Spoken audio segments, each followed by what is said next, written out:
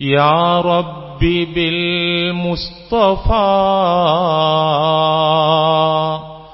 ബല്ലിഗ് മഖാസിദനാ വഗ്ഫിർ ലനാ മാ മളാ യാ വാസിഅൽ കറമീ.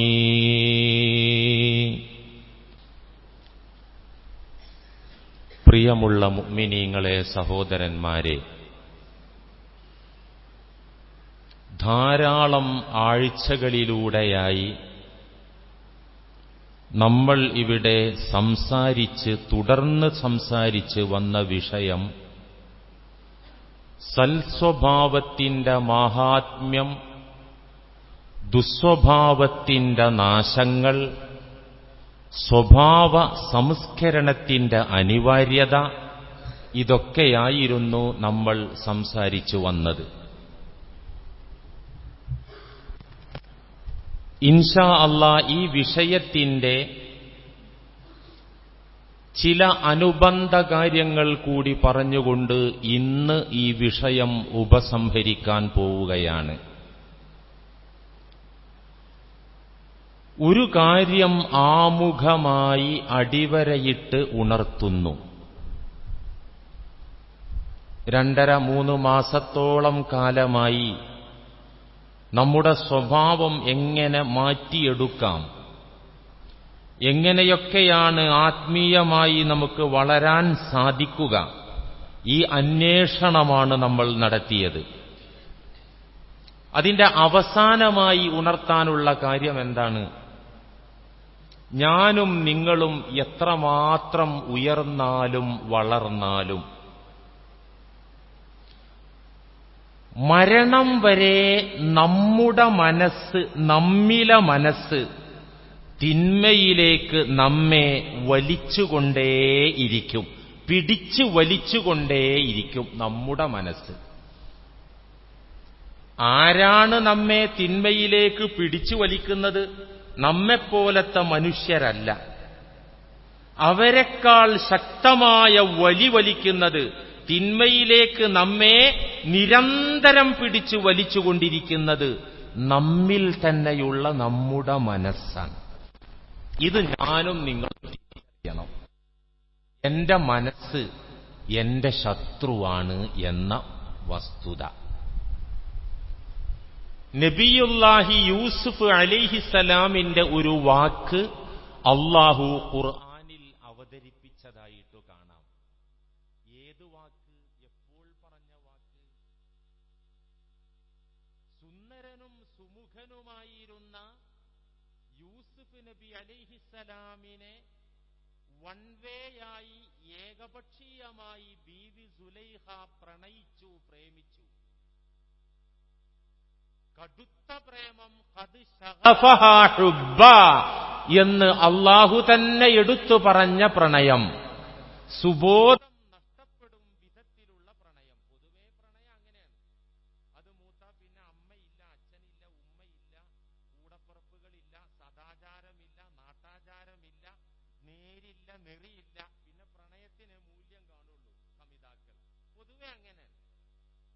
അതിലേറ്റവും തീവ്രമായ പ്രണയം ഖദ് ശഗഫഹാ ഹുബ്ബാ, പ്രണയം അവളുടെ സുബോധം നഷ്ടപ്പെടുത്തി എന്നല്ലാഹു. ഇങ്ങനെ പ്രേമിച്ച് പിന്നാലെ നടന്ന് യൂസുഫ് അലൈഹിസ്സലാമിന്റെ പിറകിൽ വന്ന് പിടിച്ചു വലിച്ചു. നബിയുല്ലാഹി പിടികൊടുക്കാതെ തന്റെ വിശുദ്ധി കാത്തു സൂക്ഷിച്ചുകൊണ്ട് അതിൽ നിന്ന് രക്ഷപ്പെട്ടു. ആ രക്ഷപ്പെട്ട് നിന്നപ്പോ പ്രവാചകർ യൂസുഫ് അലൈഹിസ്സലാം വീരവാദം പറയല്ലേ ചെയ്തത്. ഒരു പെണ്ണോ എന്നെ വീഴ്ത്താനോ അതൊന്നും നടക്കൂല, ഞാനാരാ മോൻ, അങ്ങനെയല്ല പറഞ്ഞത്.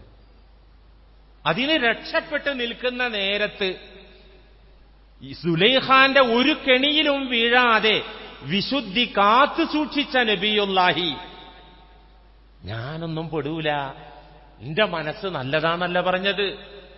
വമാ ഉബർരിഉ നഫ്സി ഇന്നൻ നഫ്സ ലഅമ്മാറതും ബിസ്സൂ ഇല്ലാ മാ റഹിമ റബ്ബി ഇന്ന റബ്ബി ഗഫൂറുർ റഹീം. സൂറത്ത് യൂസുഫ് 5:3 53. വമാ ഉബർരിഉ നഫ്സി, ഞാൻ എന്റെ മനസ്സിനെ കുറ്റമുക്തമാക്കുന്നില്ല, എന്റെ മനസ്സ് നല്ലതാണെന്ന് ഞാൻ വാദിക്കുന്നില്ല, എന്റെ മനസ്സ് വിശുദ്ധമാണെന്ന വാദം എനിക്ക് ഇല്ലേ ഇല്ല. വമാ ഉബർരിഉ നഫ്സി, എന്റെ മനസ്സിനെ ഞാൻ നിഷ്കളങ്കമാക്കുന്നില്ല, കുറ്റമുക്തമായ മനസ്സാണെന്ന് ഞാൻ അവകാശപ്പെടുന്നില്ല. എന്തുകൊണ്ട്? ഇന്നൻ നഫ്സല അമ്മാറത്തും ബിസ്സൂഅ്, മനുഷ്യ മനസ്സ് എപ്പോഴും തിന്മയിലേക്ക് പ്രേരിപ്പിച്ചുകൊണ്ടേയിരിക്കും. ചെറിയ പ്രേരണയല്ല, ഫഅാലു വസനാൻ, അമ്മാറത്താണ്, അതിശക്തമായി തിന്മയ്ക്ക് പ്രേരിപ്പിച്ചുകൊണ്ടേയിരിക്കും മനുഷ്യ മനസ്സ്. ഇല്ലാ മാ റഹിമ റബ്ബി, എന്റെ നാഥൻ അനുഗ്രഹിച്ച മനസ്സൊഴികെ ആ മനസ്സ് രക്ഷപ്പെടും. എന്റെ നാഥൻ എന്റെ മനസ്സിനെ ഇപ്പൊ അനുഗ്രഹിച്ചത് കൊണ്ട് ഞാൻ രക്ഷപ്പെട്ടു ഈ സുലൈഖാന്റെ വലയിൽ നിന്ന് എന്നല്ലാതെ ഞാനൊരിക്കലും എന്റെ മനസ്സ് വിശുദ്ധമെന്ന് വാദിക്കുന്നില്ലേ ഇല്ല. ഇന്ന റബ്ബി ഗഫൂറുർ റഹീം, തീർച്ചയായും എന്റെ നാഥൻ ഏറെ പൊറുക്കുന്നവനും ഏറെ കരുണയുള്ളവനുമാകുന്നു. ഒരു നബി ഇങ്ങനെയാണ് പറയുന്നതെങ്കിൽ എങ്ങനെ? എന്റെ മനസ്സത്ര നല്ലതാന്ന് വിശ്വാസമൊന്നും എനിക്കില്ല, മനുഷ്യന്റെ മനസ്സ് അങ്ങനെ എന്നൊരു പ്രവാചകൻ പറയുകയാണെങ്കിൽ നമ്മൾ എന്താ പറയാ? ഒരു നബിക്ക് പോലും സ്വന്തം മനസ്സിന്റെ കാര്യത്തിൽ നിർഭയത്വമില്ലെങ്കിൽ സാധാരണ മനുഷ്യരായ നമ്മുടെ മനസ്സിന്റെ കാര്യത്തിൽ നമ്മൾ എങ്ങനെ പ്രിയപ്പെട്ടവരെ നിർഭയരാകും? ഒരു നിർഭയത്വമില്ല. മനസ്സ് എന്ന് പറഞ്ഞ സാധനം അങ്ങനെ. അതുകൊണ്ട് എന്താ വേണ്ടത് അറിയാം നിങ്ങൾക്ക്? മരിക്കുന്നത് വരെ ഒരാൾ തന്റെ മനസ്സിനെ കടിഞ്ഞാണിട്ട് പിടിച്ച് നിയന്ത്രിച്ചാൽ അയാൾ വിജയിക്കും, അയാൾ രക്ഷപ്പെടും. ഏതുവരെ? റൂഹ് തൊണ്ടക്കുഴിയിലെത്ത് ആ ശ്വാസം കെട്ടി നിലക്കുന്നത് വരെ മനസ്സിന്റെ ചതിയിൽ നിന്നാരും നിർഭയരല്ല. ആ സമയം ഇബ്ലീസ് വന്ന് വഴി തെറ്റിച്ച ഈമാൻ ഫസാദായി മരിച്ചു പോകൂലേ? അള്ളാഹു കാക്കട്ടെ. മരണം വരെ കടിഞ്ഞാണിട്ട് നമ്മുടെ മനസ്സിനെ നമ്മൾ നിയന്ത്രിച്ച് പിടിച്ചാലേ രക്ഷയുള്ളൂ. ഒരു മുഅ്മിന് മരണം വരെ നേരിടേണ്ടി വരുന്ന 5 ഭീഷണികളെക്കുറിച്ച് പുന്നാര നബി തങ്ങൾ മുന്നറിയിപ്പ് തന്നിട്ടുണ്ട്.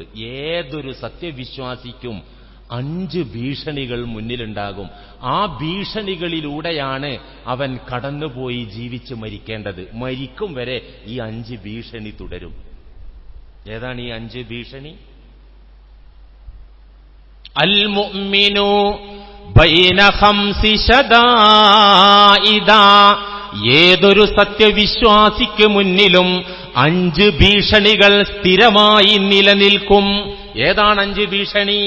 1, മുഅ്മിനിൻ യഹ്സുദുഹു, അവന്റെ കൂട്ടത്തിൽപ്പെട്ട മുസ്ലിമീങ്ങൾ അവനോട് അസൂയുള്ള മുസ്ലിമീങ്ങൾ, അസൂയുള്ള കൂട്ടുകാര്, അസൂയയുള്ള ബന്ധുക്കള്, അസൂയയുള്ള അയൽക്കാര്, അസൂയയുള്ള നാട്ടുകാര്, ഇത് ഒഴിവാവില്ല. നമ്മളൊന്ന് ഗുണം പിടിപ്പിക്കുമ്പോൾ കൂടപ്പുറപ്പിനിരിക്കും വലിയ അസൂയ. ഉമ്മാന്റെ വയറ്റീന്ന്, ഇവന്റെ ഉമ്മാന്റെ വയറ്റീന്ന് പോന്ന ഇക്കാക്ക് അനിയനെ ഇരിക്കും വലിയ അസൂയ.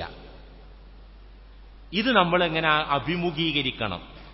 വമിൻ ശർരി ഹാസിദിൻ ഇദാ ഹസദ്, നമ്മൾ അള്ളാഹിനോട് ദുആ ചെയ്യാ, പടച്ചോനെ അസൂയക്കാരെ എല്ലാ ശർറിൽ നിന്നും നീ കാത്തോളണം. അതാണ് സൂറത്തുൽ ഫലഖിൽ മുഅവ്വിദത്തൈനിയിൽ പഠിപ്പിക്കുന്ന ഒന്നതാ ഈ ദുആൻ. അപ്പൊ അസൂയക്കാരെ നേരിടേണ്ടി വരും. അത് സ്വന്തത്തിൽപ്പെട്ട മുസ്ലിമീങ്ങളിൽപ്പെട്ട അസൂയക്കാർ മരണം വരെ പിറകെണ്ടാവും. 2, വമുനാഫിഖിൻ യുബ്ഗിളുഹു, നിങ്ങളോട് കോപം വെക്കുന്ന, അരിശം വെക്കുന്ന, വെറുപ്പ് വെക്കുന്ന കപടന്മാർ, മുസ്ലിം പേരുള്ള മുസ്ലിം വേഷമുള്ള പള്ളിയിലേക്ക് വരുന്ന കപടവിശ്വാസികളായ കള്ളന്മാർ, അവർക്ക് ഉള്ളിൽ നിങ്ങളോട് പകയാണ്, വിദ്വേഷമാണ്, വെറുപ്പാണ്. മരണം വരെ മുനാഫിക്കുകളുടെ ശല്യമുണ്ടാകും. അവരെ കരുതിയിരിക്കുക, കപടന്മാരെ കരുതിയിരിക്കുക. ഇതിപ്പോ നമ്മളല്ലേ മുത്തു റസൂലിന്റെ കാലത്ത് നബി തങ്ങൾക്കും സഹാബാക്കൾക്കും ഭീഷണിയായിട്ടുണ്ടായിരുന്നത് മുനാഫിക്കുകൾ ഉണ്ടായിരുന്നു. ഇപ്പൊ ഇന്നുണ്ടാവും അത്. 3 വകാഫിരിൻ യുഖാതിലുഹു, നിന്നെ കൊല്ലാൻ കച്ചകെട്ടി കാത്തിരിക്കുന്ന സത്യനിഷേധി. ഇതെന്നുണ്ടാവും? മോദി ഭരിച്ചാൽ മാത്രമല്ല, ഇന്ത്യ മുന്നണി വന്നാലും ഉണ്ടാകും. നീ പിണറായി വിജയം അറിയലും ഉണ്ടാകും. മുഅ്മിനിനെ സംബന്ധിച്ചിടത്തോളം അവനെ ഇല്ലായ്മ ചെയ്യാനുള്ള സത്യനിഷേധികൾ മരണം വരെ പ്രതീക്ഷിക്കണമെന്ന് ഖാല റസൂലുള്ളാഹി. ഇതുണ്ടാവും. ഇതൊന്നും ഒഴിവായിട്ടൊന്നും ഉണ്ടാവില്ല. നമുക്കിവിടെ ഡ്യൂട്ടി പരീക്ഷണമാണ്. നമ്മളിവിടെ സ്വർഗത്ത് കിടക്കല്ലല്ലോ, ഇത് പരീക്ഷണ ലോകല്ലേ. പലവിധ പ്രതിസന്ധികൾ സ്വാഭാവികമാണ്. അതുണ്ടാവുമ്പോ എങ്ങനെ കാഫിറിനോട് എങ്ങനെ നമ്മൾ നേരിടേണ്ടത്? ഇന്ത്യ പോലത്തെ രാജ്യത്ത് നമ്മളെ ജീവന് നമ്മൾ എന്താകണം? സുരക്ഷ ഉണ്ടാക്കണം. അതിന് വേണ്ട മുൻകരുതൽ നമുക്ക് വേണം. ഒരാളെ ജീവഹാനി പറ്റിയാലോ നമ്മൾ നിയമം കയ്യിലെടുക്കാൻ പറ്റൂല. നിയമപരമായി അയാൾക്ക് കൊടുക്കേണ്ട ശിക്ഷ മേടിച്ചു കൊടുക്കുക എന്നല്ലാതെ തട്ടിയവനെ കിട്ടാതിരുന്നപ്പോൾ കിട്ടിയവനെ തട്ടി എന്നൊരു ചൊല്ലുണ്ടല്ലോ. ഒരാളെ തട്ടിക്കളഞ്ഞ ആളെ കിട്ടിയില്ല, എന്നാ പിന്നെ കിട്ടിയവനെ തട്ടുക. ഇതാണിപ്പോ ചെങ്കോട്ടയിൽ, ദില്ലിയിലൊക്കെ ഇപ്പൊ കണ്ടത്. വന്ന പത്രവാർത്തകൾ ശരിയാണെങ്കിൽ ഏത് ജയ്ഷെ മുഹമ്മദാണെങ്കിലും ഏത് ഇസ്ലാമിന്റെ നാമത്തിൽ അറിയപ്പെടുന്ന ടീമാണെങ്കിലും പാവപ്പെട്ട നിഷ്കളങ്കരായ നിരപരാധികളായ ആളുകളെ നിരത്തിലിട്ട് പൊട്ടിത്തെറിച്ച് കൊല്ലുന്ന ഈ ഇത്തരം പ്രവർത്തനങ്ങളുണ്ടല്ലോ, അത് അനിസ്ലാമികമാണ്. ഓരോ മുസ്ലിമും അതിനെ അപലപിച്ചേ മതിയാകും. പാവങ്ങളായ ആളുകൾ റോട്ടിലിറങ്ങി, പട്ടണത്തിലിറങ്ങിയ ആളുകളെ കൊല്ലുക. എന്ത് നീതി അതിലുള്ളത്? എന്ത് നേരെ അതിലുള്ളത്? ഒരിക്കലും ശരിയല്ല. ജയ്ഷെ മുഹമ്മദ് ആണെങ്കിലും ജുന്ദുള്ളയാണെങ്കിലും പേരെന്താ? മുഹമ്മദിന്റെ സൈന്യം എന്നാ, അള്ളാന്റെ പട്ടാളെന്നാ. ഒരു ബന്ധം ദീനായിട്ട് ഇതിനില്ല. ആരെങ്കിലും തിന്മ ചെയ്തിട്ടുണ്ടെങ്കിൽ ഈ രാജ്യത്തൊരു നിയമമുണ്ട്. ആ നിയമം കൊണ്ട് നമ്മൾ രക്ഷപ്പെട്ടില്ലെങ്കിലോ പടച്ചവനോട് പറയാ, അതേ നമുക്കിവിടെ മാർഗമുള്ളൂ. ഇതിനൊക്കെ ഒരു അറുതിക്ക് വേണ്ടി, ഒരു വിജയത്തിന് വേണ്ടി, മോചനത്തിന് വേണ്ടി, സമാധാനത്തിന് വേണ്ടി സർവോപരി നമ്മളെ സംസ്കരിക്കുകയാണ് കൂട്ടരത്. പൊന്നു ഉരുക്കണല്ലോ, എന്നാലല്ലേ അതിലെ ചളി മാലിന്യം പോവുള്ളൂ. നമ്മളെ ഉരുക്കുകയാണല്ല. സ്വർഗത്തിലേക്ക് കൊണ്ടുപോകും മുമ്പ് ഉരുക്കി കാച്ചി എടുക്കണ്ടേ? ആ പ്രക്രിയയാണ് ഇവിടെ നടക്കണേ. നമ്മൾ എന്തിനാ അതിന് അസ്വസ്ഥരാകുന്നത് എന്ന് വെച്ച് നമ്മളിങ്ങനെ വാ തുറന്നിരിക്കല്ല. നമുക്ക് ചെയ്യാനുള്ളത് നമ്മൾ ചെയ്യണം. വകാഫിരിൻ യുഖാതിലുഹു, നിന്നെ കൊല്ലാൻ തക്കം പാർത്തിരിക്കുന്ന സത്യനിഷേധി മരണം വരെ ഉണ്ടാവും മോനെ. മുത്തു റസൂലുള്ളാഹ്. 4 വശൈത്വാനിൻ യുളില്ലുഹു, നിന്നെ വലയിലാക്കാൻ തക്കം പാർത്തിരിക്കുന്ന ശൈത്വാൻ. ആ ശൈത്വാൻ മരണം വരെ നിന്നെ ഒരു ഭീഷണിയായി നിന്റെ മുന്നിൽ ഉണ്ടായിക്കൊണ്ടിരിക്കും. 4 5 ഇതാണ് പ്രധാനപ്പെട്ടത്. വനഫ്സിൻ തുനാസിഉഹു, നിന്നോട് കലഹിക്കുന്ന നിന്റെ മനസ്സ്. നിന്നോട് കലഹിക്കുന്ന, തർക്കിക്കുന്ന നിന്റെ മനസ്സ്. ഒരു നല്ല കാര്യം ചെയ്യാൻ പോകുമ്പോൾ മനസ്സ് ഇപ്പൊ അവിടെ പൈസ കൊടുക്കാൻ പോലെ, ഇപ്പൊ എന്തൊരു ടൈറ്റാ, കച്ചവടമൊക്കെ നടക്കാത്ത നേരാ, ഇപ്പൊ എന്തോരം നാളായി ഒരു കച്ചവടം നടന്നിട്ട് ഈ ഇരിക്കണത് കൊടുക്കുക, സ്വതൊക്കെ വലിക്കും. ആർക്കെങ്കിലും സേവനം ചെയ്യാൻ പോകുമ്പോ അവൻ നിനക്കൊന്നും ചെയ്തിട്ടില്ല, ഇവിടെ പോര്, ഇങ്ങനെ. ഇതാണ് ഈ വലി. വനഫ്സിൻ തുനാസിഉഹു, നിന്നോട്, നിന്റെ മനസ്സാക്ഷിയോട് തർക്കിക്കുന്ന, കലഹിക്കുന്ന നിന്റെ മനസ്സ് മരണം വരെ നിനക്ക് ഭീഷണിയാണെന്ന് ഖാല റസൂലുള്ളാഹി.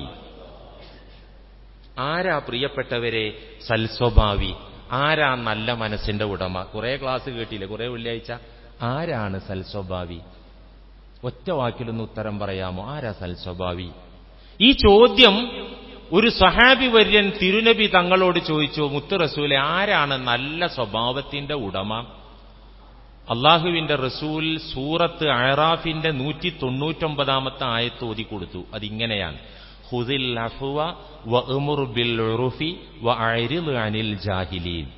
ഈ ക്വാളിറ്റി ഉള്ളവനാണ് സൽസ്വഭാവി, നല്ല മനസ്സിന്റെ ഉടമ. അതെന്താണ്? ഖുദിൽ അഫ്വ, വിട്ടുവീഴ്ച കൈക്കൊള്ളുക. മറ്റുള്ളവർ അവിവേകം കാണിച്ചാൽ മാപ്പ് കൊടുക്കാനുള്ള മനസ്സ് കാണിക്കുക. വഅ്മുറു ബിൽ ഉറുഫി, നല്ലത് പറഞ്ഞു കൊടുക്കുക. സ്നേഹോപദേശം പലിക്കുന്നിടത്ത്, പലിക്കാത്തയിടത്തല്ല കേട്ടോ, പലിക്കുന്നിടത്ത് സ്നേഹോപദേശം കാഴ്ചവെക്കുക. 3 വഅരിള് അനിൽ ജാഹിലീൻ, വിവരദോഷികളിൽ നിന്ന് അകന്നു നിൽക്കുക. വെളിവില്ലാത്ത ആളുകളോട് വർത്താനം പറയാൻ പോണ്ട, അവരെ നന്നാക്കാനും നിൽക്കണ്ട.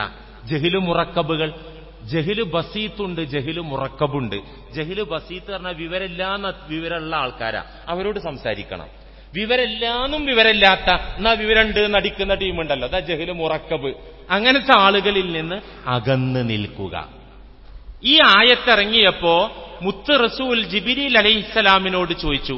ഈ ആയത്തും കൊണ്ട് ജിബിരിൽ അലൈഹിസ്സലാം വന്നപ്പോ, മാ ഹാദായ ജിബിരിൽ, സംഗതി അള്ളാഹുവിൽ നിന്ന് വന്ന സന്ദേശമാണ്, ഇതൊന്ന് വിശദീകരിക്കാമോ? എന്താ അവിടെ പറഞ്ഞത്? വിട്ടുവീഴ്ച കാണിക്കുക, മാപ്പ് കൊടുക്കുക ഉപദ്രവിച്ചവർക്ക്. പിന്നെയോ സ്നേഹത്തോടെ ഉപദേശിക്കുക, വിവരദോഷികളിൽ നിന്ന് അകന്നു നിൽക്കുക. എന്താണിത്, ഒന്ന് വിശദീകരിക്കാമോ എന്ന് നബി തങ്ങൾ ജിബ്രീൽ അലൈഹിസ്സലാമിനോട്. ജിബ്രീൽ അലൈഹിസ്സലാം പറഞ്ഞു, ഇന്നല്ലാഹ അമറക അൻ തഅഫുവ അമ്മൻ ലലമക വതസില മൻ ഖതഅക വതുഅതിയ മൻ ഹറമക. ഈ ആയത്തിലൂടെ റസൂലേ അങ്ങയോട് അല്ലാഹു കൽപ്പിക്കുന്നത് അൻ തഅഫുവ അമ്മൻ ലലമക, അങ്ങയോട് ഉപദ്രവം കാണിച്ചവർക്കൊക്കെ മാപ്പ് കൊടുക്കാൻ, അങ്ങയോട് ദ്രോഹം ചെയ്തവർക്കൊക്കെ അഫ്വ് കൊടുക്കാൻ. വതുഅതിയ മൻ ഹറമക, അങ്ങേക്ക് നിഷേധിച്ച തരാത്ത ആളുകൾക്ക് കൊടുക്കേണ്ട സമയം വരുമ്പോ അങ്ങോട്ട് കൊടുത്തേക്കുക. വതസില മൻ ഖതഅക, അങ്ങയോട് ബന്ധം മുറിച്ചവരോട് തങ്ങൾ അങ്ങോട്ട് കയറി ബന്ധം സ്ഥാപിക്കുക. ഇത് അള്ളാഹു കൽപ്പിക്കുകയാണ് ഈ ആയത്തിലൂടെ. അപ്പൊ ജിബ്രീൽ അലൈഹിസ്സലാമിനെ വിട്ടിട്ട് നേരെ മുത്ത് റസൂൽ അള്ളാഹുവിനോട്, യാ റബ്ബി കൈഫ ബിൽ ഗളബി, മനുഷ്യനല്ലേ, അക്രമിയോട് കോപം സ്വാഭാവികമാണ് അല്ലെ? നമ്മളെ ഉപദ്രവിച്ച ആളുകളോട് നമുക്ക് വെറുപ്പും ദേഷ്യവും വരൂലേ? ഒന്നും തരാത്ത പിശുക്കന്മാരോട് വെറുപ്പ് മനുഷ്യ സഹജമാണ്. ഇങ്ങോട്ട് മിണ്ടാതെ പോകുന്ന ആളുകളോട് നമുക്ക് ദേഷ്യം സ്വാഭാവികമാണ്. അള്ളാഹു ഇങ്ങനെയൊക്കെ കൽപ്പിക്കുന്നു, സംഗതി ശരി. യാ റബ്ബി കൈഫ ബിൽ ഗളബി, ദേഷ്യം വന്നാ എന്ത് ചെയ്യും പടച്ചോനെ എന്ന് ഹബീബായ റസൂലുള്ള അള്ളാഹുവിനോട് ചോദിച്ചപ്പോഴാണ് അഹ്റാഫിന്റെ അടുത്ത ആയത്ത് 200-ാമത്തെ ആയത്ത് ഇറങ്ങുന്നത്. അതിങ്ങനെയാണ്, وَإِمَّا يَنزَغَنَّكَ مِنَ الشَّيْطَانِ نَزْغٌ فَاسْتَعِذْ بِاللَّهِ إِنَّهُ سَمِيعٌ عَلِيمٌ. ഉപദ്രവിച്ചവർക്ക് മാപ്പ് കൊടുക്കുക. ഇങ്ങോട്ട് തന്നില്ലെങ്കിലും അങ്ങോട്ട് കൊടുക്കുക, ഇങ്ങോട്ട് ബന്ധം മുറിച്ചാലും അങ്ങോട്ട് ബന്ധം സ്ഥാപിക്കുക. ഈ സമയത്ത് പിശാച് ദുഷിച്ച പ്രേരണകളുമായി വന്നാൽ, ഇമ്മാ യൻസഗന്നക മിനശ് ശൈത്വാനി നസ്ഗുൻ, ശൈത്വാനിൽ നിന്ന് വല്ല ദുഷ്പ്രേരണകളും ദുർബോധനങ്ങളും നിങ്ങളെ പിടികൂടിയാൽ ഫസ്തഈദ് ബില്ലാഹ്, ഉടനെ പിശാചിന്റെ കാര്യത്തിൽ അള്ളാഹുവിനോട് കാവൽ ചോദിക്കുക. എന്ന് വെച്ചാൽ നമ്മൾ ഒരാൾ ആക്രമിക്കുന്നു സങ്കല്പിക്കൂ, നാവ് കൊണ്ടോ കയ്യ് കൊണ്ടോ സാമ്പത്തികമായിട്ടോ ഒരാൾ ആക്രമിക്കുന്നു. അപ്പോ ശൈത്താൻ വന്നിട്ട് എന്താ പറയാ? വിടണ്ടടാ, 8ന്റെ പണി അങ്ങോട്ടും കൊടുക്കണം, ഇങ്ങോട്ട് തന്നതിലേറെ കനത്ത പ്രഹരം അങ്ങോട്ട് കൊടുക്കണം. പിശാചിന്റെ നസ്ഗ്. ഇങ്ങോട്ട് കല്യാണം വിളിച്ചില്ല, അപ്പൊ അങ്ങോട്ട് കല്യാണം ഉണ്ടാകുന്ന നേരത്തെ വിളിക്കണ്ട, ഇത് പിശാചിന്റെ നസ്ഗാൻ, ദുഷ്പ്രേരണയാൻ. ഇങ്ങോട്ട് ബന്ധമില്ല, അങ്ങോട്ട് ബന്ധം സ്ഥാപിക്കണ്ട, ഇങ്ങോട്ട് സലാം പറയോളം കാത്തുന്നോ അങ്ങോട്ട് പറയണ്ട, ഇത് പിശാചിന്റെ ഭാഗത്ത് നിന്നുള്ള ദുഷ്പ്രേരണയാണ്. അത് നിങ്ങളെ ബാധിച്ചാൽ ഫസ്തഈദ് ബില്ലാഹ്, നിങ്ങൾ അഊദു ബില്ലാഹി മിനശ് ശൈത്വാനിർ റജീം പറഞ്ഞിട്ട് നേരായ റൂട്ടിന് തന്നെ ഓടിക്കോളൂ എന്ന് അല്ലാഹു. വർത്തമാനകാല സാഹചര്യത്തിൽ സൽസ്വഭാവത്തിന്റെ ഈ ആയത്ത് പ്രത്യേകം നമ്മൾ ശ്രദ്ധിക്കണം. കാരണം local body election, panchayat municipality തെരഞ്ഞെടുപ്പ് നമ്മുടെ പടിവാതിൽക്കൽ എത്തി നിൽക്കുകയാണ്. ഏറ്റവും അധികം സ്നേഹബന്ധങ്ങൾ തകർന്നടിയുന്ന, കുടുംബ ബന്ധങ്ങളിൽ വിള്ളൽ വരുത്തുന്ന, മനുഷ്യർ തമ്മിൽ കലഹിക്കുന്ന ഒരു തെരഞ്ഞെടുപ്പാണ് panchayat municipal corporation election, local body തെരഞ്ഞെടുപ്പ്. എന്താ കാരണം? പാർലമെന്റ് ആണെങ്കിൽ മത്സരിക്കുന്നത് നമ്മളെ നാട്ടുകാരനായിക്കൊള്ളണമെന്നില്ല. നിയമസഭയാണെങ്കിലും ആയിക്കൊള്ളുന്നില്ല. ഇത് സ്വന്തം മുന്നിലുള്ള നാട്ടുകാർ, ബന്ധുക്കള്, ഒരു വീട്ടിൽ നിന്ന് തന്നെ ചിലപ്പോൾ 2 ആള്, നമ്മുടെ CMJ കുടുംബത്തിൽ നിന്ന് തന്നെ കമ്മിറ്റി മെമ്പർമാരെന്നെ 3 ആള് മത്സരിക്കുന്നുണ്ട്. അതെന്നെ മുഖാമുഖം മത്സരിക്കുന്നുണ്ട്. ഇലക്ഷൻ ഒരു മാസം ആയാൽ വരും, അതവിടെ തീരും. നമുക്ക് തുടർന്ന് ഇവിടെ ജീവിക്കണം. നമുക്കിവിടെ തുടർന്നും ജീവിക്കണം. വ്യക്തികൾ തമ്മിലുള്ള ബന്ധങ്ങളിൽ ഒരിക്കലും വിള്ളലേൽക്കാൻ പാടില്ല. രാഷ്ട്രീയ പാർട്ടിക്കാരെങ്ങനെ വോട്ട് ഭിന്നിപ്പിക്കുക, എങ്ങനെ ജയിക്കുക, അവരതേ നോക്കുള്ളൂ. ഒരു കുടുംബത്തിൽ ഒരു പ്രഗത്ഭനായ കാൻഡിഡേറ്റ് പ്രഖ്യാപിക്കപ്പെട്ടാൽ, നല്ലൊരു സ്ഥാനാർത്ഥി വന്നാൽ ഓപ്പോസിറ്റ് പാർട്ടി എങ്ങനെ അവിടെ എങ്ങനെ ഭിന്നിപ്പുണ്ടാക്കിയാൽ വോട്ട് ചോർത്താൻ പറ്റും, അവരങ്ങനെ നോക്കുള്ളൂ. നമ്മൾ പറഞ്ഞിട്ട് കാര്യമില്ല. പക്ഷേ പരസ്പരം പോരടിക്കുമ്പോൾ വ്യക്തിബന്ധങ്ങൾ തകരാതിരിക്കാൻ, സ്നേഹബന്ധങ്ങൾ തകരാതിരിക്കാൻ നല്ല ജാഗ്രത വേണം, തീർച്ചയായിട്ടും വേണം. കള്ളത്തരം, കൈക്കൂലി, കള്ള് മേടിച്ചൊടുക്കല്, ഇല്ലാ കഥകൾ പ്രചരിപ്പിക്കുക, ഉള്ള കഥകൾ പ്രചരിപ്പിക്കുക, ഇതും പാടില്ല കേട്ടോ. ഓപ്പോസിറ്റ് സ്ഥാനാർത്ഥിയുടെ ഉള്ള മോശം കഥകൾ ഗീബത്താണ്, അതിനൊന്നും ഇളവുണ്ടാവില്ല. ഞാനിപ്പോ ഇവിടെ വേണ്ടറിയുന്നത് എല്ലാ സ്ഥാനാർത്ഥികൾക്കും ജയിക്കാനുള്ളൊരു മാർഗം ഇപ്പൊ ഇവിടെ പറയണത്. ആരും തോൽക്കൂല. എല്ലാ വാർഡിലുള്ള നമ്മുടെ സ്ഥാനാർത്ഥികൾ ജയിക്കാനുള്ള ഒരു ഫോർമുലയാണ് ഇപ്പൊ ഇവിടെ പറയുന്നത്. അതെന്താണ്? നേരിന്റെ പക്ഷത്ത് സത്യസന്ധമായി നിങ്ങൾ പ്രചരണത്തിലും പ്രവർത്തനത്തിലും ഏർപ്പെടുക. ചിലപ്പോ ഇലക്ഷന്റെ റിസൾട്ട് വരുമ്പോ തൽക്കാലം തോറ്റിട്ടുണ്ടാവും, പക്ഷെ നിങ്ങൾ അള്ളാന്റെ മുന്നിലും പരലോകത്തും തോക്കൂല. നേരെ മറിച്ച് ഈ കള്ളക്കളി കാണിച്ചിട്ട് ജയിച്ചാലും തൽക്കാല ജയാണ്, ആത്യന്തികമായ പരാജയമാണത്.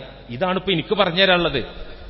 അതുകൊണ്ട് ഈ സന്ദർഭത്തിൽ എല്ലാവരും ഈ ആയത്ത്, സൽസ്വഭാവത്തിന്റെ ആയത്ത്, ഖുദിൽ അഫ്വ, മാപ്പ് കൊടുക്കുക. അതന്നെ നല്ല കേട്ടോ സ്ഥാനാർത്ഥിക്ക്. ഇങ്ങോട്ട് പറയുമ്പോൾ അങ്ങോട്ട് പറയല്ല, അപ്പൊ ചിരിച്ചിട്ട് മാപ്പ് കൊടുക്കുക. ഇതിപ്പോ എല്ലാ സ്ഥാനാർത്ഥികളും ഈ ആർട്ടിഫിഷ്യൽ സ്മൈല്, കൃത്രിമ വളിച്ച ചിരി ഉണ്ടാവും എല്ലാ സ്ഥാനാർത്ഥികളുടെ അടുത്തും. ഞാൻ പറയുന്നത് അങ്ങനെയല്ല, ആത്മാർത്ഥമായിട്ട് ഇങ്ങോട്ട് എന്ത് പറഞ്ഞാലും പൊരുത്തപ്പെട്ട് ചിരിക്കുക. ഖുദിൽ അഫ്വ വഅ്മുർ ബിൽ ഉർഫ്, മാന്യമായിട്ട് സ്നേഹത്തോടെ പറയാ. വഅരിദ് അനിൽ ജാഹിലീൻ, അവിവേകൾ പലതും പറയും, ചന്തയിലും മാർക്കറ്റിലും അപ്പുറത്തും ഇപ്പുറത്തൊക്കെ പറയും. അങ്ങോട്ട് തിരിഞ്ഞു നോക്കരുത്, അവിടുന്ന് തിരിഞ്ഞു പോന്നേക്കുക. ഇതാണ് വിജയത്തിന്റെ ഫോർമുല, ഖുർആനികമായ നിർദ്ദേശം. ഇത് നമ്മൾ ഒരിക്കലും മറക്കാൻ പാടില്ല. പ്രിയപ്പെട്ട മുഅ്മിനീങ്ങളെ, ഈ ആയത്ത് വിശദീകരിച്ചുകൊണ്ട് മഹാന്മാരായ ജ്ഞാനികൾ പറയുന്നു, ഒരു സൽസ്വഭാവിയുടെ ഏറ്റവും വലിയ ക്വാളിറ്റി എന്താ? ഇഹ്തിമാലുൽ അദാ. ഞാനൊരു നല്ല മനസ്സിന്റെ ഉടമയാണെങ്കിൽ, നിങ്ങൾ ഒരു നല്ല മനസ്സിന്റെ ഉടമകളാണെങ്കിൽ, നിങ്ങളെ പ്രധാന ലക്ഷണം എന്താ അറിയോ? അടയാളം ഇഹ്തിമാലുൽ അദാ, മറ്റുള്ളവരുടെ ശല്യം സഹിക്കാനുള്ള മനസ്സ്. ഇതാണ്. സ്വന്തം കെട്ടിയോളെ ശല്യം സഹിക്കണില്ല, എന്നിട്ടല്ലേ ഇപ്പൊ നാട്ടുകാരത്. ഇഹ്തിമാലുൽ അദാ, മറ്റുള്ളവരുടെ ശല്യം സഹിക്കാനുള്ള മാനസിക പവറും വിശാലതയും. ഇതിലൊന്നാമനായി നിൽക്കുന്നത് നബിയുനാ മുഹമ്മദുൻ. എത്ര സഹിച്ചു സല്ലല്ലാഹു അലൈഹി വസല്ലം, എത്ര സഹിച്ചു. സ്വന്തക്കാരിൽ നിന്ന് സഹിച്ചു, പുറത്ത് സഹനല്ലേ ആ ജീവിതം മുഴുവൻ. ഞാൻ ഒറ്റ സംഭവം പറയാം, നിങ്ങൾക്കൊക്കെ അറിയും. സ്വഹീഹുൽ ബുഖാരിയിലുള്ള സംഭവ. 10 കൊല്ലം കൂടെ നടന്ന അനസ് ബിനു മാലിക് റളിയല്ലാഹു അൻഹു പറയാണ്, കുൻതു അംശി മഅ റസൂലില്ലാ, ഞാനൊരിക്കൽ എന്റെ നേതാവ് പ്രിയപ്പെട്ട ഹബീബായ റസൂലിന്റെ കൂടെ ഞാൻ നടക്കുകയാണ്. മുന്നിൽ തങ്ങളുണ്ട്, ബാക്കിൽ ഞാനുണ്ട്. അവിടുത്തെ സേവകനായി അവിടുത്തെ ചെരുപ്പെടുക്കണമെങ്കിൽ ചെരുപ്പെടുത്ത്, യാത്രക്ക് വേണ്ട സാധനമൊക്കെ കയ്യിലേന്തി നടക്കുകയാണ്. ഒരു ഗ്രാമീണനായ മനുഷ്യൻ വന്നിട്ട്, വഅലൈഹി ബുർദുൻ നജ്റാനിയുൻ ഖലീലു, തങ്ങളുടെ ചുമലിൽ ഒരു പുതപ്പുണ്ട്. എങ്ങനത്തെ പുതപ്പ്? മിനുസമുള്ള മൃദുലമായ പുതപ്പല്ല, ഖലീലു, പരുത്ത ഉരമുള്ള ഹാർഡായ ഒരു പുതപ്പ് ആ ചുമലിൽ പുതച്ചിട്ടുണ്ട്. ഈ ഗ്രാമീണൻ വന്നിട്ട് ഒറ്റ വലിയത്. ആ വലിച്ചപ്പോ ഞാൻ അവിടത്തെ ചുമലിലേക്ക് നോക്കി. ആ പുണ്യഭൂമേനിയിൽ ചുവന്ന പാട് നന്നായിട്ട് തങ്ങൾക്ക് വേദനിച്ചിട്ടുണ്ട്. എന്നിട്ട് ഇയാൾ വലിച്ചിട്ട് എന്താ പറയുന്നത്? ഈ ഗ്രാമീണനായ മനുഷ്യൻ, യാ മുഹമ്മദ് ഹബ്ലി മിൻ മാലില്ലാഹില്ലദി ഇൻദക്. എന്തൊരു ഭാഷയത്! മുഹമ്മദ് നബിയെ, ഹബ്ലി മിൻ മാലില്ലാഹില്ലദി ഇൻദക്, താങ്കളെ അള്ളാഹു ഏൽപ്പിച്ച ആ പണം ഉണ്ടല്ലോ, അത് നിശ്ചയിണ്ടാ. തങ്ങളെ കയ്യിൽ പൈസ ഉള്ളത് തങ്ങളിതൊന്നല്ല, അത് അള്ളാന്റെ, അള്ള ഏൽപ്പിച്ചേക്കണതല്ലേ, അതിന് കൊണ്ടാ എനിക്ക് ആവശ്യത്തിന്. നമ്മളോടാണ് ഈ പെരുമാറ്റെങ്കിലും ഒന്ന് ആലോചിച്ച് നോക്കുക, എങ്ങനെ നമ്മളതിന് പ്രതികരിക്കുക? ഫൽതഫത ഇലൈഹി റസൂലുള്ളാഹ്, അവനിലേക്ക് നോക്കി, ഫളഹിക, പുഞ്ചിരി തൂകി. ഇതിവിടെ വേദനിക്കണം, ആ പുതപ്പ് വലിച്ചിട്ടേ, ചിരിച്ചിട്ട് സുമ്മ അമറ ലഹു ബിഅതാ, അതിലെന്താ ഉള്ളത്, കൊടുത്തേക്ക്, അവന് വേണ്ടത് അതല്ലേ, കൊടുത്തേക്ക്. മഹാന്മാരായ ഔലിയാക്കള്, ഇതിപ്പോ ഒരു കഥയൊന്നുമല്ല കേട്ടോ, ഇഷ്ടം പോലെ തിരുനബിയുടെ സഹനത്തിന്റെ ചരിത്രം സ്വഹീഹായ ഹദീസുകളിൽ നിറഞ്ഞു നിൽക്കുകയാണ്. നമുക്ക് അത്യാവശ്യത്തിന് അറിയും, നമ്മൾ പറയണ്ട. മഹാന്മാരായ ഔലിയാക്കള് അവരും അങ്ങനെ തന്നെ. റഈസുസ്സാഹിദീൻ എന്ന സ്ഥാനപ്പേരലങ്കരിക്കുന്ന ഇബ്രാഹിം ഇബ്നു അദ്ഹം തങ്ങളുടെ ചരിത്രത്തിൽ കാണാം. അവിടുന്ന് മരുഭൂമിയിലൂടെ നടക്കുകയാണ്. എവിടുന്നാ ഇറങ്ങി നടക്കണേ?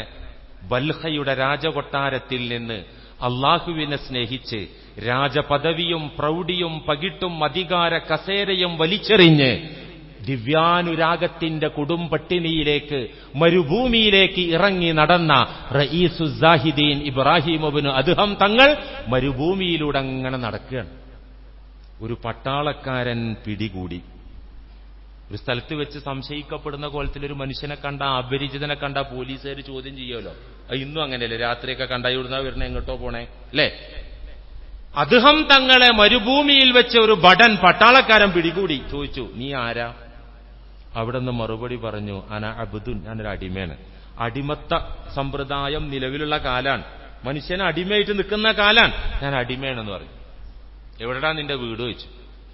എന്റെ വീട് ശ്മശാനമാണെന്ന് പറഞ്ഞു. അപ്പൊ പട്ടാളക്കാരന്റേതായ ആ ഗർവില് ഗൗരവത്തോടെ ചോദിച്ചു, തന്നോട് താൻ താമസിക്കുന്ന വീട് എവിടെയാന്നാ ചോദിച്ചത്. എന്റെ വീട് ഖബർസ്ഥാനാണെന്ന് പറഞ്ഞപ്പോഴും കയ്യിലുണ്ടായിരുന്ന ചാട്ടവാറുകൊണ്ട് ആ പട്ടാളക്കാരൻ അദ്ഹം തങ്ങളെ അതിശക്തമായി അടിച്ചു. അടിയേറ്റ് അവിടത്തെ തലക്ക് പൊട്ടലേറ്റു, മുറിവ് പറ്റി, രക്തം ഒഴുകാൻ. ചങ്ങലക്കിട്ടു, അറസ്റ്റ് ചെയ്തു. എന്നിട്ട് ആ മരുഭൂമിയിൽ നിന്ന് ഈ പട്ടാളക്കാരൻ പട്ടണത്തിലേക്ക് കൂട്ടിക്കൊണ്ടുവരിക. പട്ടണം നിവാസികൾ അദ്ഹം തങ്ങളെ കണ്ടപ്പോ തിരിച്ചറിഞ്ഞു. അവര് ഓടിയെടുത്ത് പട്ടാളക്കാരനോട് പറഞ്ഞു, നിങ്ങൾ ആരെ ഈ പിടിച്ചുകൊണ്ടുവരുന്നേ? ബൽഹയുടെ ചക്രവർത്തിയായിരുന്ന ഇബ്രാഹിം എന്ന രാജാവാണിത്. അള്ളാഹുവിനെ സ്നേഹിച്ച് എല്ലാം ത്യജിച്ചിറങ്ങിയ ഫക്കീറായി മാറിയ മഹാന. നിങ്ങൾ എന്തിനാ ഈ മനുഷ്യനെ പിടിച്ച് ഉപദ്രവിച്ചത്? പട്ടാളക്കാരൻ കയ്യും കാലും പിടിച്ചു മാപ്പ് പറഞ്ഞു. കയ്യും കാലും പിടിച്ചു മാപ്പ് പറഞ്ഞു, എന്റെ അടുത്ത് തെറ്റുപറ്റി. അങ്ങെന്തിനാണ് ഞാനൊരടിമയാണെന്ന് പറഞ്ഞത്? അങ്ങെന്തിനാണ് എന്റെ വീട് ഖബർസ്ഥാനാണെന്ന് പറഞ്ഞത്? അദ്ദേഹം തങ്ങൾ പറഞ്ഞു, ഞാൻ കളവ് പറഞ്ഞിട്ടില്ല, ഞാൻ നേരാണ് പറഞ്ഞത്. ഞാൻ അള്ളാഹുവിന്റെ അടിമയാൻ. എനിക്ക് വീടില്ല, എല്ലാ വീടും ഞാൻ ഉപേക്ഷിച്ചു. ഇനി ഞാൻ കാത്തിരിക്കുന്ന വീട് ഖബററ എന്ന മണിയറയാണ്. അതുകൊണ്ട് ഖബർസ്ഥാനാണ് എന്റെ വീട്. ഞാൻ തെറ്റു പറഞ്ഞിട്ടില്ല, കളവ് പറഞ്ഞിട്ടില്ല. നിങ്ങൾ ബേജാറാകണ്ട, നിങ്ങൾക്ക് സ്വർഗം കിട്ടാൻ ഞാൻ ദുആ ചെയ്യുന്നുണ്ട്. എന്ത്? എന്നെ ദ്രോഹിച്ച താങ്കൾക്ക് സ്വർഗം കിട്ടാൻ ഞാൻ താങ്കൾക്ക് വേണ്ടി ദുആ ചെയ്യുന്നുണ്ട്. ഇത് കേട്ട ആളുകൾ ചോദിച്ചു, നിങ്ങൾ അടിച്ച, വേദനിപ്പിച്ച, തല പൊട്ടിച്ച പട്ടാളക്കാരന് സ്വർഗം കിട്ടാൻ ദുആ ചെയ്യേ? അതെ, അയാളെക്കൊണ്ട് എനിക്ക് നേട്ടമാണ് കിട്ടുന്നതെന്ന് എനിക്ക് ഉറപ്പാ. അയാൾ എന്നെ അടിച്ചതുകൊണ്ടും എന്നെ കയ്യാമം വെച്ച് മരുഭൂമിയിൽ നിന്ന് പട്ടണത്തിലേക്ക് കൊണ്ടുവന്ന് വേദനിപ്പിച്ചതിലും എനിക്ക് നേട്ടമാണ് കിട്ടാനുള്ളതെന്ന് എനിക്ക് ഉറപ്പാണ്. അദ്ദേഹം കാരണം എനിക്ക് ഗുണം കിട്ടുമ്പോ ഞാൻ കാരണം അദ്ദേഹത്തിന് നാശം വരുന്നത് ഞാൻ ആഗ്രഹിക്കുകയോ ഇല്ല. അദ്ദേഹത്തിന് സ്വർഗം കൊടുക്കണമേ അല്ലാഹ്. ദുആ നോക്കൂ നിങ്ങൾ. ഉവൈസുൽ ഖറനിയുടെ ചരിത്രം നമ്മൾ പറഞ്ഞല്ലോ. ആ മഹാനെ ഇദാ റആഹു സുബിയാൻ യർമൂനഹു ബിൽ ഹിജാറ, അക്കാലത്തെ കുട്ടികൾ ആ മഹാനെ കണ്ടാൽ ഭ്രാന്തൻ എന്ന് വിളിച്ച് കല്ലെറിയുമായിരുന്നു. കല്ലെടുത്തെറിയ. ശക്തമായി ഏറുകൊള്ളുമ്പോ കുട്ടികൾ ഭ്രാന്ത എന്ന് വിളിച്ച് ഉവൈസുൽ ഖറനി തങ്ങളെ കല്ലിനെറിയുമ്പോ അദ്ദേഹം കുട്ടികളുടെ നേരെ നോക്കി പറഞ്ഞിരുന്നത്, ഫകാന യഖൂലു ലഹും യാ ഇഖ്വത, എന്റെ സഹോദരന്മാരെ മക്കളെ, എന്റെ സഹോദരന്മാരെ, ഇൻകാന വലാ ബുദ്ദ ഫറുമൂനി ബിസ്സിഗാർ, നിങ്ങൾക്ക് എന്നെ എറിയണമെന്നുണ്ടെങ്കിൽ എനിക്ക് വിരോധമില്ല, പക്ഷെ വലിയ കല്ലുകൊണ്ട് എറിയരുതേ. ചെറിയ കല്ലെടുത്തെറിയൂ. വലിയ കല്ലുകൊണ്ട് നിങ്ങൾ എന്നെ എറിഞ്ഞാൽ എന്റെ ദേഹത്തിൽ പൊട്ടും പരിക്കും വന്നാൽ, എന്റെ അവയവങ്ങൾക്ക് ഡാമേജ് പറ്റിയാൽ അതെന്റെ ആരാധനയെ, ഇബാദത്തിനെ ബാധിക്കുമെന്നതുകൊണ്ട് നിങ്ങൾ ചെറിയ കല്ലുകൊണ്ടെറിഞ്ഞ് സഹകരിക്കൂ. നോക്കൂ നിങ്ങൾ അലിയാര് തങ്ങളുടെ ചരിത്രത്തിൽ കാണാലോ. വീട്ടിലെ അടിമ ഡ്യൂട്ടി ടൈമില് അലി റളിയല്ലാഹു അൻഹു അടിമയെ വിളിച്ചു, യാ അബ്ദുല്ലാ തആൽ, എടങ്ങാതി ഇവിടെ വാ, ഒരു അത്യാവശ്യത്തിന് വിളിക്കാണ്. ഒരനക്കൂല്ല, പ്രതികരണമില്ല, അടിമ വരുന്നുമില്ല. രണ്ടാമത് വിളിച്ചു, വരുന്നില്ല. 3 തവണ വിളിച്ചിട്ടും ആളെ കാണാതിരുന്നപ്പോ അവൻ കിടക്കുന്ന റൂമിലേക്ക് അലിയാർ തങ്ങൾ ചെന്ന് എത്തി നോക്കുമ്പോ ഡ്യൂട്ടി ടൈമിൽ മൂപ്പര് നീണ്ടൊരു നിവർന്ന് കിടക്കുക. അതെന്താടാ 3 തവണ വിളിച്ചിട്ടും നീ വരാതിരുന്നേ?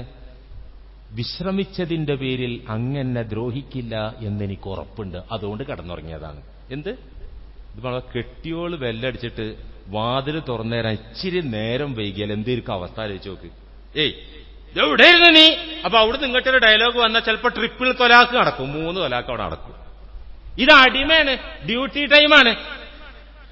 ഞാൻ വിശ്രമിച്ചതിന്റെ പേരിൽ അങ്ങനെ ദ്രോഹിക്കില്ല എന്ന ഉറപ്പെനിക്കുള്ളത് കൊണ്ട് തന്നെ ഞാൻ ഉറങ്ങിപ്പോയതാണ് പറഞ്ഞു. അങ്ങനെയാണോ? എങ്കിൽ ഇന്ന് തൊട്ട് നീ എന്റെ അടിമയല്ല, ഞാൻ നിന്നെ മോചിപ്പിച്ചിരിക്കുന്നു, നീ സ്വതന്ത്രനാണെന്ന് അലി ഇബ്നു അബീ ത്വാലിബിൻ കറമല്ലാഹു വജ്ഹഹു തങ്ങൾ. നോക്കൂ നിങ്ങൾ, ഇഹ്തിമാലുല്ലാദ എത്ര സംഭവമുണ്ട്. മഹാനരായ മാലിക് ഇബ്നു ദീനാർ തങ്ങളുടെ ഭാര്യ കെട്ടിയോള് വിളിച്ചു, എടാ കപട ഭക്തിക്കാരാൻ. ഈ ഭാര്യമാരിഞ്ഞിപ്പോ ഔലിയാപ്പാപ്പാന്റെ കെട്ടിയോളാണെങ്കിൽ നിങ്ങൾ വലിയൊരു ഔലിയാപ്പാപ്പാന്നറിയും. മൂല്യരെ ചിലപ്പോ അങ്ങനെ വിളിച്ചിട്ടുണ്ടാവും കെട്ടിയോള് അല്ലേ എന്ന് നിങ്ങൾ സംശയം ഉണ്ടാവും. സ്വന്തം ഭാര്യമാർക്ക് എങ്ങനെയാലും ഭർത്താവ് ഔലിയാപ്പാപ്പയാണെങ്കിലും അംഗീകരിക്കൂല. അതങ്ങനെയാണ് അതിന്റെ കിടപ്പ്. മാലിക് ഇബ്നു ദീനാർ എന്ന് പറഞ്ഞാൽ മഹാവലിയാണ്, ലോകം അംഗീകരിച്ച മഹാനാണ്. ഇവിടെ കേരളത്തിൽ വന്ന മാലിക് ദീനാർ എന്ന സ്വഹാബിയല്ല, ബസറയിൽ ജീവിച്ചിരുന്ന മഹാജ്ഞാനിയായ മാലിക് ഇബ്നു ദീനാർ റഹിമഹുല്ല. അദ്ദേഹത്തിന്റെ കെട്ടികൾ എന്താ വിളിച്ചത്? കപടഭക്തിക്കാരാ. നിങ്ങൾ വലിയൊരു ഔലിയ പാപ്പ, നിങ്ങളൊരു കപടഭക്തിക്കാരനാണ്. അപ്പൊ എന്താ അവര് പറഞ്ഞത്? മോളെ, ഈ ബസറ നിവാസികൾ ആർക്കും കണ്ടുപിടിക്കാത്തൊരു കുറ്റം എന്റെ നീ കണ്ടുപിടിച്ചെന്നല്ലോ, അൽഹംദുലില്ലാ. എന്ത്? ബസറയിലെ നാട്ടുകാരൊക്കെ ഞാൻ വലിയ ആലിമും സംഭവം എന്ന് പറഞ്ഞ് നടക്കണേ, അവരാരും കണ്ടുപിടിക്കാത്ത എന്റെ ഒരു കുറ്റം മോള് കണ്ടുപിടിച്ചു തന്നല്ലോ, എനിക്ക് സന്തോഷമായി. ഇതാ പറഞ്ഞത്. എത്ര സംഭവം, ഇഷ്ടം പോലെ. ഇതൊക്കെ ഇപ്പൊ ഞാൻ ഇഹിയയിൽ നിന്ന് വായിച്ചപ്പോ എന്റെ ഓർമ്മയിലുള്ളത് പറയാണ്. അഹ്നഫ് ഇബ്നു ഖൈസ് റളിയല്ലാഹു അൻഹു വലിയ വലിയാണ്. അദ്ദേഹത്തെ ഒരു തെമ്മാടി പിന്നാലെ വന്ന് തെറി പറയാ. അദ്ദേഹം നടന്നു പോവാൻ എന്നാലെങ്കിലും വിട്ടേക്കണ്ടേ, പിറകെ വന്ന് തെറി പറയാ. ഇത് ഒരക്ഷരം മിണ്ടാതെ അഹ്നഫ് ഇബ്നു ഖൈസ് എന്ന മഹാൻ ഇങ്ങനെ നടക്കുക. അയാൾ അങ്ങനെ പറയുന്നുണ്ട്. ലാസ്റ്റ് പട്ടണത്തിൽ എത്താൻ നേരമായപ്പോ അവിടെ നിന്നിട്ട് പറഞ്ഞു, കൂട്ടുകാരാ, നിനക്ക് പറയാനുള്ള അത്ര ഇവിടുന്ന് പറഞ്ഞു തീർത്തേക്ക്, നിന്റെ അരിശം തീരോളം സഹോദരൻ പറഞ്ഞേക്ക്. അങ്ങാടിയിൽ വെച്ച് പറഞ്ഞാൽ എന്നെ ബഹുമാനിക്കുന്ന ആളുകൾ അവിടെ ഉണ്ട്, അവരെ കയ്യിൽ നിന്ന് കൈനീട്ടം കിട്ടിയേക്കും. അവർ ചിലപ്പോൾ കൈകാര്യം ചെയ്യും. നീ എന്റെ കയ്യിൽ നിന്നല്ല ഒരാളിൽ നിന്നും നിനക്ക് വേദന ഉണ്ടെന്ന് എനിക്കിഷ്ടമല്ല. അതുകൊണ്ട് ഇവിടെ വെച്ചാൽ ഞാനും നീയല്ലേ കേൾക്കുള്ളൂ, അള്ളയല്ലേ കേൾക്കുള്ളൂ, നീ പറഞ്ഞോ, ഒക്കെ പറഞ്ഞു തീർന്നിട്ട് നമുക്ക് പട്ടണത്തിലേക്ക് ഇറങ്ങാം, അല്ലെങ്കിൽ അവിടുന്ന് നിനക്ക് അടിയിട്ടാൻ സാധ്യത ഉണ്ട്. എങ്ങനെയുണ്ട്? അതുകൊണ്ടൊക്കെ ഇവിടുന്ന് പറഞ്ഞേക്ക്. ഈ അഹ്നഫ് ഇബ്നു ഖൈസിനോട് നാട്ടുകാർ ചോദിച്ചു, നിങ്ങൾക്ക് ഇത്ര സഹനശക്തി എവിടുന്നേ നിങ്ങൾ പഠിച്ചത്? ഒരു മനുഷ്യന് ഇങ്ങനെ സഹിക്കാൻ കഴിയില്ലല്ലോ. അപ്പൊ പറഞ്ഞു, ഞാൻ ഖൈസ് ഇബ്നു ആസിം എന്ന മഹാനായ വലിയിൽ നിന്നാണിത് പഠിച്ചത്. എങ്ങനെ അദ്ദേഹത്തിൽ നിന്ന് പഠിച്ചത്? അതൊരു ചരിത്രമുണ്ട്, ഒരു വല്ലാത്ത ട്രാജഡി ഉണ്ട് ആ ചരിത്രത്തിൽ. അതെന്താണ്? ഖൈസ് ഇബ്നു ആസിം എന്ന വലിയ വീട്ടിലുള്ള സമയത്ത് അവിടുത്തെ അടിമപ്പെണ്ണ് ഒരു ശൂലത്തിൽ ഇറച്ചി ചുടുകയാണ്. അന്നത്തെ പോലെ ഗ്യാസും അത്ര സൗകര്യമൊന്നുമില്ലല്ലോ. ഒരു ഇരുമ്പിന്റെ ദണ്ട് ശൂലം, അതിൽ കുത്തിയിട്ട് ഇറച്ചി ഇങ്ങനെ ചുടുകയാണ്. അത് ചുട്ടെടുത്ത് ആ വലിയ ഇരുമ്പ് ദണ്ട് തീയിൽ കിടന്ന് പഴുത്ത ശൂലത്തിൽ ഇറച്ചി കുത്തിയെടുത്ത് ഇങ്ങനെ വരികയാണ്. വരുന്ന വഴിക്ക് ഖൈസ് ഇബ്നു ആസിം എന്ന വലിയന്റെ ഒരു ചോര പൈതലിനെ തറയിൽ കിടത്തിയിട്ടുണ്ട്. ഈ അടിമപ്പെണ്ണ് ഈ പഴുത്ത ശൂലവുമായി ഇങ്ങനെ വരുന്ന വഴിയിൽ അബദ്ധവശാൽ കയ്യിൽ നിന്ന് ആ ശൂലം താഴെ വീണ് ആ പിഞ്ചു പൈതലിന്റെ ദേഹത്താണ് ഈ പഴുത്തിരിക്കുന്ന ഇരുമ്പ് ശൂലം വീണത്. ആ കുഞ്ഞ് തൽക്ഷണം മരിച്ചു. ഇങ്ങനെ ഉണ്ടാവും? ഒരു അടിമ പെണ്ണിന്റെ കയ്യബദ്ധത്താൽ ഒരു കുഞ്ഞു മരിച്ചാൽ എന്തായിരിക്കും അവസ്ഥ? അവൾ വാവിട്ട് കരയാൻ തുടങ്ങി. നമ്മുടെ ഇന്ത്യൻ നിയമത്തിൽ IPC 304 പ്രകാരം മനഃപൂർവമല്ലാത്ത നരഹത്യക്ക് വ്യത്യസ്ത ശിക്ഷയാണ്. ജീവപര്യന്തം കിട്ടും, 10 കൊല്ലം കിട്ടും. ഇനി ഒരിക്കലും ഒരാൾ അടിച്ചിട്ട് അബദ്ധത്താൽ മരിച്ചാലാണ് ജീവപര്യന്തം 10 കൊല്ലമൊക്കെ. ഇനി ഒരിക്കലും കൊല്ലാനോ ദ്രോഹിക്കാനോ വേദനിപ്പിക്കാനോ ഒന്നുമില്ലാതെ അബദ്ധത്തിൽ ഒരാളിൽ നിന്ന് മറ്റൊരാൾക്ക് മരണം സംഭവിച്ചാൽ 2 വർഷം വരെ തടവുണ്ടാവും. ഇതാണ് നമ്മുടെ രാജ്യത്തിന്റെ നിയമം. ഈ പെണ്ണ് ബോധപൂർവമല്ല, അബദ്ധത്താൽ പറ്റിയതാണ്. ആ കുഞ്ഞു മരിച്ചുപോയി. ഖൈസ് ബിൻ ആസിം റഹിമഹുള്ള ഓടി വന്നിട്ട് പറഞ്ഞു, ലാ റൗ അലൈക്കി, മോളെ നീ പേടിക്കല്ലേ, അന്തി ഹുർറത്തുൽ വജ്ഹില്ല, എനിക്ക് കുഞ്ഞിനെ തന്ന റബ്ബ് അതിനെ തിരിച്ചെടുക്കാൻ ഒരു കാരണമാക്കി ഇത് എന്നല്ലാതെ ആ കുഞ്ഞിനെ അള്ളാഹുവാണ് തിരിച്ചു കൊണ്ടുപോയത്. നീ ബേജാറാകല്ല മോളെ, നീ പേടിച്ചതിന് പകരമായി ഞാൻ നിന്നെ മോചിപ്പിച്ചിരിക്കുന്നു. ഇതൊന്നും വയലറിയാനുള്ള സബ്ജക്റ്റ് അല്ല. ഇത്രമാത്രമൊന്നും എനിക്കും നിങ്ങൾക്കും പറ്റിയില്ലെങ്കിലും ഒരു മിനിമം സഹനം നമുക്ക് പറ്റുമ്പോഴാണ് നമ്മൾ സൽസ്വഭാവികളാകുന്നത്. ഭാര്യയോട് ക്ഷമിക്കാൻ വയ്യ, മക്കളോട് ക്ഷമിക്കാൻ വയ്യ, കൂട്ടുകാരോട് ക്ഷമിക്കാൻ വയ്യ, പിന്നെ എവിടുന്നാ നമുക്ക് ഹുസ്നുൽ ഖുൽഖ് കിട്ടുക? അതുകൊണ്ട് അതിന്റെ ഏറ്റവും വലിയ ക്വാളിറ്റി ഖുദിൽ അഫ്വ വഅ്മുർ ബിൽ ഉർഫി വഅരിദ് അനിൽ ജാഹിലീൻ. അല്ലാഹു പറയാണ്, നിങ്ങൾ മാപ്പ് കൊടുക്കണം. മാപ്പ് കൊടുക്കാൻ പറ്റുന്ന അത്രത്തോളം നിങ്ങൾ മാപ്പ് കൊടുക്കണം. നിങ്ങൾ നല്ലത് മാത്രം പറയണം. നിങ്ങൾ മോശപ്പെട്ട ആളുകൾ, വിവേകമില്ലാത്ത ആളുകളെ പിന്നാലെ നടക്കരുത്, അവർക്ക് മറുപടി കൊടുക്കരുത്. നിങ്ങൾ മറ്റുള്ളവരുടെ ശല്യം നിങ്ങൾ സഹിക്കാനും പാകപ്പെടണം. ഇതാണ് ഹുസ്നുൽ ഖുൽഖ്. അള്ളാഹു അതുള്ള ആളുകളിൽ നമ്മെ ഉൾപ്പെടുത്തട്ടെ. ഇത് വലിയ ലാഭമുള്ള സംഗതിയാണ്. നമ്മൾ കുറെ പൊട്ടിത്തെറിച്ചുകൊണ്ട് എന്ത് ലാഭം നമുക്ക് കിട്ടുക? ഇപ്പൊ വീട്ടിലൊക്കെ ഭാര്യമാരോടും കുടുംബത്തിനോടും പൊട്ടിത്തെറിക്കണ എന്തോരം ആൾക്കാരുണ്ട്. ആ തന്ത കേറി വരുമ്പോ തന്നെ ആ ഇത്ത അവിടുന്ന് ഇങ്ങനെ പിറുപിറുക്കും. ഇത് പിന്നെ ആർക്കും വേണ്ടാതാവുമ്പോ പിന്നെ പള്ളിയിലേക്കും പലരും അഭയം തേടുക. അവിടെ വന്നാൽ പിന്നെ മൊയ്ലിയർക്കും വല്ലാക്കാക്കും തലവേദന. തമാശ പറയല്ല. ഇതുകൊണ്ട് ഒരു ലാഭമില്ല, എല്ലാവർക്കും വെറുപ്പായിരിക്കും. നേരെ മറിച്ച് നമ്മൾ ഇച്ചിരി സഹിച്ചാലോ, ഓ എന്ത് ഡീസന്റ്, എന്റെ ഭാര്യയ്ക്ക് ഇഷ്ടമായിരിക്കും നമ്മളോട്, മക്കൾക്ക് നമ്മളോട് ഇഷ്ടമായിരിക്കും, നാട്ടുകാർക്ക് ഇഷ്ടമായിരിക്കും, സർവോപരി അള്ളാഹ്ക്ക് നമ്മളോട് ഇഷ്ടമായിരിക്കും. ലാഭമുള്ള കച്ചവടമല്ലേ നമ്മളെപ്പോഴും ചെയ്യേണ്ടേ? അതുകൊണ്ട് ഈ റൂട്ടിൽ നമ്മൾ വരണം. എന്നാലാണ് ഇപ്പൊ ഈ അവസാനം ഫുൾ സ്റ്റോപ്പ് ഇടുമ്പോ ഞാൻ ഈ പറയുന്ന ഉപദേശമെങ്കിലും നിങ്ങൾ ചെവിക്കൊണ്ട് ഞാനും നിങ്ങൾ ആ വഴിക്ക് വന്നാലാണ് നമുക്ക് ലാഭം ഉണ്ടാകുക. അള്ളാഹു നമ്മെ യഥാർത്ഥ സൽസ്വഭാവികളിൽ, സൽഗുണസമ്പന്നരിൽ ഉൾപ്പെടുത്തി അനുഗ്രഹിക്കട്ടെ. അടുത്ത ആഴ്ച മുതൽ ഇൻഷാ അല്ലാഹ് ഞാൻ പറയാൻ ഉദ്ദേശിക്കുന്ന വിഷയം അൽ കിബ്റു. കിബ്ർ എന്ന് പറഞ്ഞാൽ എന്താ? അഹങ്കാരം. ഞാൻ ഒരാളോട് ഇത് വെറുതെ ഡിസ്കസ് ചെയ്തപ്പോ ഇനിയിപ്പോ ഏതാ വിഷയം എന്ന് ചോദിച്ചു. ഞാൻ പറഞ്ഞു കിബിർ പറഞ്ഞാലോ അഹങ്കാരം. മൂവാറ്റുപുഴക്കാർക്ക് ആർക്കും കിബിറില്ല, അത് പറയണ്ട, വേറെ വല്ലവും പറഞ്ഞോ. അപ്പൊ എനിക്ക് അതെന്നെ പറയണം എന്നപ്പ തോന്നുന്നത്. കാരണം കിബിർ ഇല്ല എന്നുള്ളതൊരു കിബിറാ. കിബിറൊന്നുമില്ല, ഞാൻ ഉഷാറാണ്, അതൊരു കിബിറാ. അപ്പൊ ഞാൻ പറയാൻ തീരുമാനിച്ച ഇൻഷാ അല്ലാഹ് അത് കുറച്ച് നീണ്ടു പറയേണ്ടി വരും. ഖുർആനിലെ ആയത്തുകൾ, ചരിത്രങ്ങൾ, ഹദീസുകൾ. കാരണം അത് നമ്മൾ ഉള്ളിൽ നിന്ന് പോകാഞ്ഞാൽ നമുക്ക് സ്വർഗ്ഗമില്ല, ഉറപ്പ്. അണുമണി തൂക്കം കിബിറുള്ളവൻ സ്വർഗം കേറില്ല ഖാല റസൂലുള്ളാഹി. എന്ത് ഒത്തിരി ഒന്നും കിൻഡൽ കണക്കിനൊന്നും വേണ്ട, അണുത്തൂക്കം കൽബിൽ അഹങ്കാരം, ഈഗോ, ഞാനെന്ന ഭാവമുള്ളവൻ സ്വർഗം കാണുന്ന പ്രശ്നമില്ല എന്ന് നബി സല്ലല്ലാഹു അലൈഹി വസല്ലം. അപ്പൊ നമ്മൾ സൽസ്വഭാവം പറഞ്ഞ് നിർത്തിയാൽ പോരല്ലോ. അത്തരം ബെടുക്ക് സ്വഭാവങ്ങളൊക്കെ ഉണ്ടെങ്കിൽ അതൊന്ന് നീക്കാനും അതുണ്ടോ ഇല്ലേ എന്ന് പരിശോധിക്കാനും നമ്മൾ ശ്രമിക്കണമല്ലോ. ഈ വെള്ളിയാഴ്ചത്തെ പ്രമേയം ഇതാണ്. നമ്മള് വോട്ട് നിങ്ങൾ ആർക്കാച്ച ചെയ്തോളൂ, ഒന്നും ഇവിടെ കുഴപ്പമില്ല, അതല്ല നമ്മളെ വിഷയം. ഇതാണ് നമ്മളെ വിഷയം. തഖ്വയുള്ള നമ്മളെ അജണ്ട. അള്ളാഹു തൗഫീഖ് നൽകട്ടെ.